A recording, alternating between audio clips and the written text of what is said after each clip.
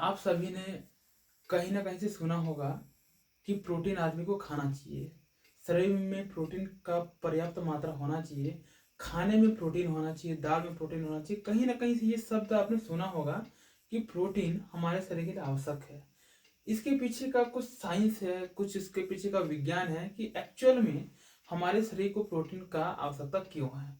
आज इस वीडियो में हम लोग थोड़ा सा अंदर तक समझेंगे कि एक्चुअल में हमारे प्रोटीन को आवश्यकता क्यों है। तो प्रोटीन प्रोटीन जो शब्द है उसका मेन जो पार्ट है वो है उसका एमिनो एसिड। प्रोटीन प्रोटीन जो है वो मुख्यतः बनता है एमिनो एसिड से। एमिनो एसिड मतलब समझ जाओ कि ये एक मोती का माला है।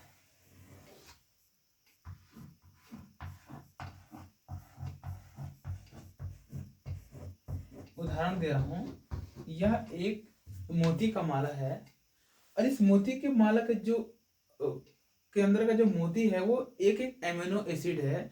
इसी प्रकार से 20 एमिनो एसिड का एक प्रोटीन बनता है। ठीक है, तो इस प्रकार से इसका जो श्रृंखला है वो जुड़ता रहता है और प्रोटीन बनता रहता है। लेकिन ये तो बेसिक है। इसके बारे में थोड़ा सा मैं आपको डीपली समझाता हूं। हमारे शरीर को जो प्रोटीन है वो 20 एमिनो एसिड का आवश्यकता पड़ता है, जिसमें से 10 एमिनो एसिड हमारा शरीर में मतलब हमारा शरीर खुद बना सकता है, जिसे हम लोग नॉन एसेंशियल एमिनो एसिड बोलते हैं। मतलब जो प्रोटीन बनता है एमिनो एसिड से, एमिनो एसिड से। और ये एमिनो एसिड भी दो प्रकार का होता है। एक होता है एसेंशियल,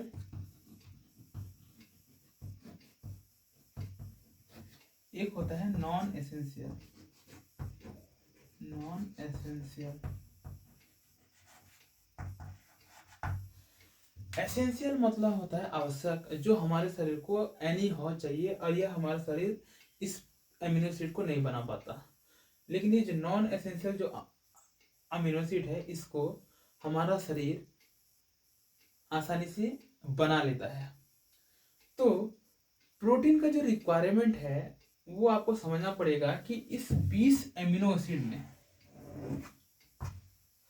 ठीक है, इसमें से जो 10 एसेंशियल जो 10 आवश्यक अमीनो एसिड है उनका जो अगर मैं ग्राम में निकालूं तो कम से कम भी पर केजी पर ग्राम एमिनो एसिड की आवश्यकता पड़ती है। इसलिए कहा जाता है कि एक आदमी अगर 70 किलो का है तो उसको 70 ग्राम प्रोटीन चाहिए, 60 किलो का आदमी तो 60 ग्राम प्रोटीन चाहिए। मतलब जितना किलो का आदमी होगा उतना ग्राम प्रोटीन का आवश्यकता उसके शरीर को देखना पड़ेगा। प्रोटीन अगर अब आगे देखेंगे कि प्रोटीन अगर हमारे शरीर में अगर पर्याप्त मात्रा में नहीं मिलेगा तब की स्थिति में क्या होता है।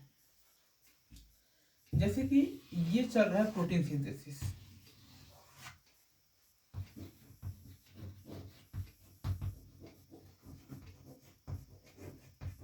प्रोटीन सिंथेसिस, अब देखो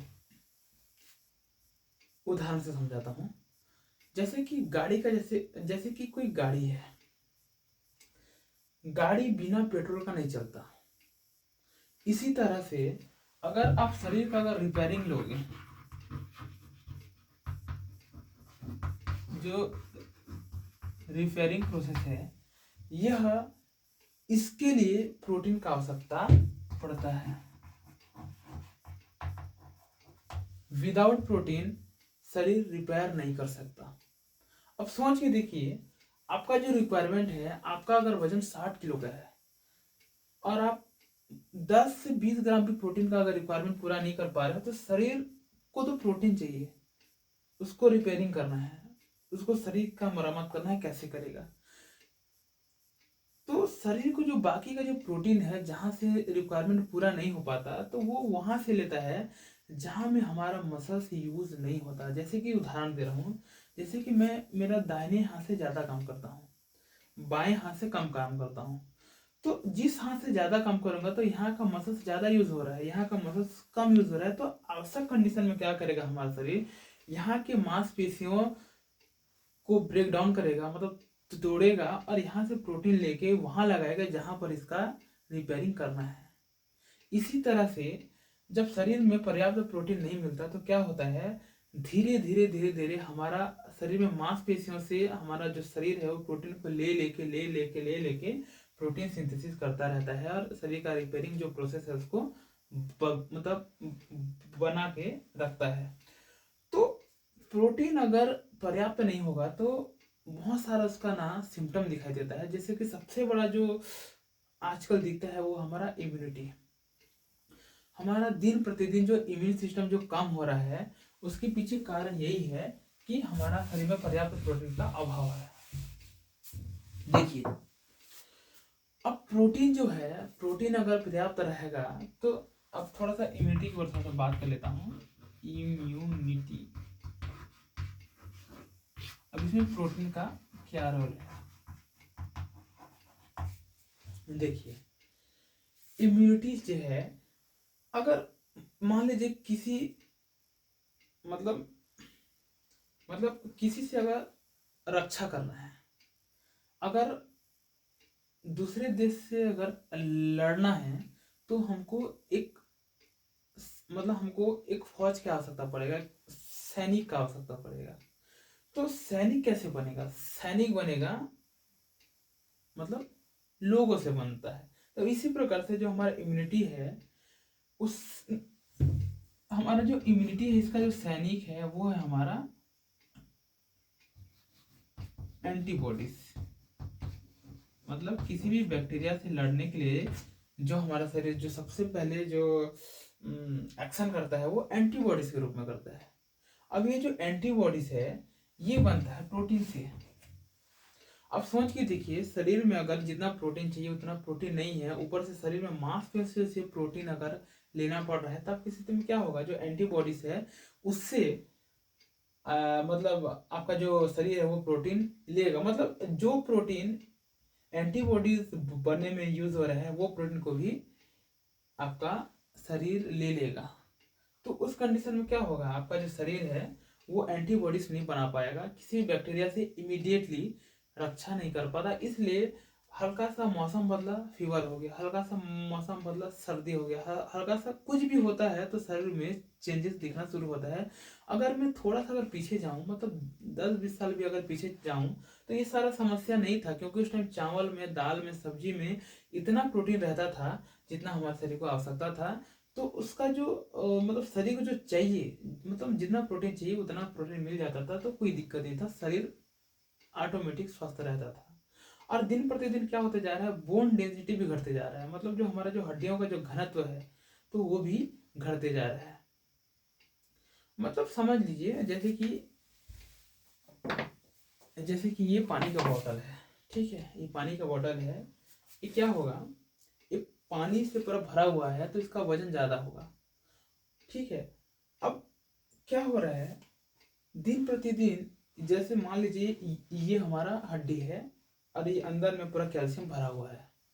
अब बाहर से कैल्शियम नहीं मिल रहा है, तब की स्थिति में क्या होगा, धीरे धीरे धीरे जैसे यहाँ से मैं पानी अगर निकालते रहूँ तो क्या इसका वजन धीरे धीरे धीरे धीरे कम होते जाएगा।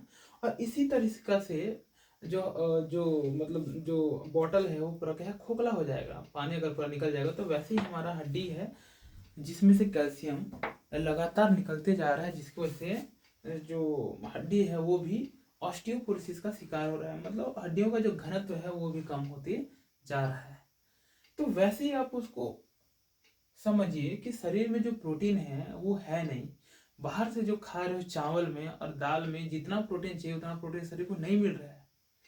तो आदमी कैसे उसकी पूर्ति करेगा, सिर्फ पेट भर रहा है। मतलब जो हम लोग जो खाना खा रहे हैं ना, उससे सिर्फ हमारा पेट तो भर सकता है, रिक्वायरमेंट पूरा नहीं हो सकता। शरीर को चाहिए उनका मतलब उसका जरूरत पूरा होना चाहिए। शरीर को पेट भरने से मतलब नहीं है, मन का संतुष्टि नहीं करना है, हमको समझना पड़ेगा कि एक्चुअल में प्रोटीन कितना चाहिए। तो ये एंटीबॉडीज अगर शरीर में नहीं बनेगा तो इम्यूनिटी लेवल डाउन होगा, आज अगर मतलब इम्यूनिटी कम है तो आने वाला 5 से 10 साल में और कम हो जाएगा, क्योंकि सारा का सारा जो सिम्टम्स है वो आना शुरू हो रहा है। इम्यूनिटी में सबसे ज़्यादा जो फर्क पड़ेगा आने वाले 5 साल में वो इम्यूनिटी के ऊपर है। और अब थोड़ा सा और मतलब इसके बारे में बताता हूँ। जैसे कि प्रोटीन अगर कम है तो एक सबसे बड़ा जो लक्षण दिखता है वो है अपना थकान का, मतलब शरीर जल्दी थक जाएगा। आप अगर थोड़ा सा भी अगर एक्सरसाइज कर लिए, कार्डियो कर लिए, थोड़ा सा अगर हार्ड वर्क कर लिए तो शरीर ना हाँपना शुरू हो जाता है। जिसको भी अगर एक सीढ़ी चढ़ने पर भी अगर शरीर हाँप रहा है तो भी समस्याएं क्रिएट होगा।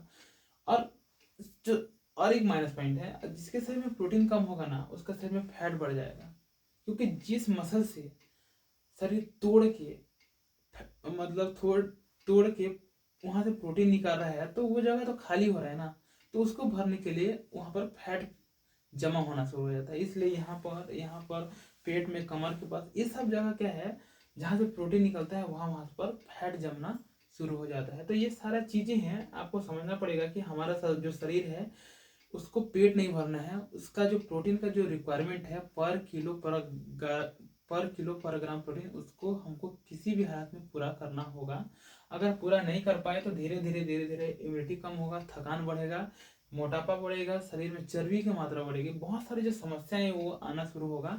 आज नहीं तो कल, कल नहीं तो परसों, परसों नहीं तो आने वाला साल, कभी ना कभी आपको समझना पड़ेगा। क्योंकि शरीर क्या है, लक्षण देता है, मतलब इंडिकेशन देता है कि अभी भी समझ जाओ कि करना क्या है, नहीं तो आने वाला जो समय है वो बहुत ज़्यादा खतरनाक होने वाला है। क्या मतलब का जो बाद में डॉक्टरों के हाथों मेडिसिन खाना पड़ रहा है। क्योंकि एक बार मेडिसिन का जो जाल है वो अगर आना शुरू हो गया ना, एक उम्र के बाद, 30 साल 35 साल के बाद, आज सुबह एक मेडिसिन, रात को एक मेडिसिन, सुबह एक मेडिसिन, रात को एक गोली, सुबह एक गोली खा लो, रात दोपहर में गोली, रात को गोली, ये जो जो चक्र चलता है ये बहुत ज़्यादा खतरनाक रहता है। क्योंकि समस्या कभी खत्म नहीं हो सकती। जो शरीर का जो रिक्वायरमेंट है उसको पूरा कीजिए और शरीर में होने वाले जो फायदा है उसका लाभ उठाइए। धन्यवाद।